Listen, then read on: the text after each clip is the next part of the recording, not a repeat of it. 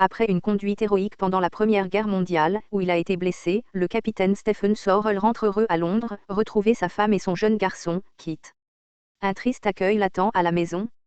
Sa femme, abandonnant leur fils, part le jour même de son arrivée pour mener une vie de plaisir et de luxe. L'affection de Kit rattache Sorrell à la vie, il réagit contre sa douleur. Voulant au plus vite se remettre au travail, il se présente à la maison où durant 8 ans avant la guerre, il a été employé. Sa place est prise, on lui écrira dès qu'une vacance se présentera. Après bien des pas et des démarches, de droite et de gauche, une convocation lui arrive enfin, par l'intermédiaire de l'Association des anciens officiers. Un antiquaire de province, M. Verrotti, lui offre le poste de vendeur dans sa maison à Stanton. Accompagné de Kit, Sorrell quitte Londres sans regret. Il espère enfin que la malchance est terminée, mais le malheur s'acharne. M. Verrotti est décédé le matin même. Ses dernières ressources épuisées, Sorrell comprend qu'il doit abdiquer toute fierté pour gagner sa vie et surtout celle de son petit Kit.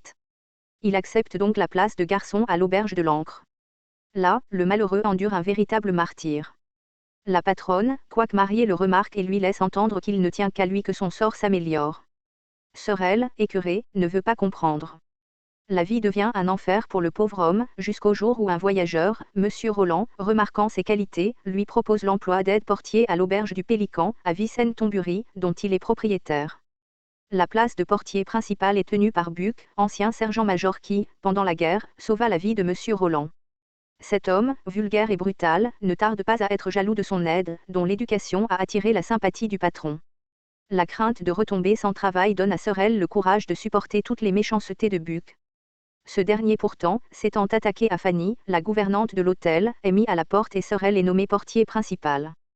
Kit, grâce à la protection de M. Roland, est admis dans une bonne école, mais la situation de son père étant connue, le snobisme du directeur l'oblige à quitter. Revenu près de son père, l'enfant trouve en Molly, la fillette de M. Roland, une gentille camarade. Celle-ci ayant été grièvement blessée en jouant, est sauvée par le docteur Orange, le plus grand chirurgien d'Angleterre. Kit, à la suite de cette guérison, décide que, lorsqu'il sera grand, il veut aussi être chirurgien. Sa crânerie plaît au docteur Orange qui lui promet de s'occuper de lui plus tard, s'il a toujours les mêmes idées. Kit travaille ferme, l'université, l'école de médecine puis l'hôpital. Le docteur, tenant parole, s'intéresse à lui et lui permet de se faire connaître.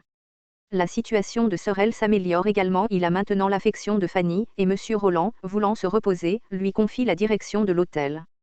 La femme de Sorrell, apprenant par les journaux les succès de son fils, arrive à l'auberge du Pélican. Elle réclame à son ancien mari le droit de voir Kit. Sorrell laisse son fils seul juge de ce qu'il doit faire. Le jeune homme consent à faire une courte visite à sa mère, à Londres, mais les tentatives de celle-ci pour le garder sont vaines. Kit se rend compte de la noblesse de caractère de son père et fait comprendre à sa mère que son amour pour lui tient une grande place dans sa vie. Kit, par une opération hardie, se fait un nom dans la chirurgie. Il est fiancé à Molly Roland, sa petite amie d'enfance.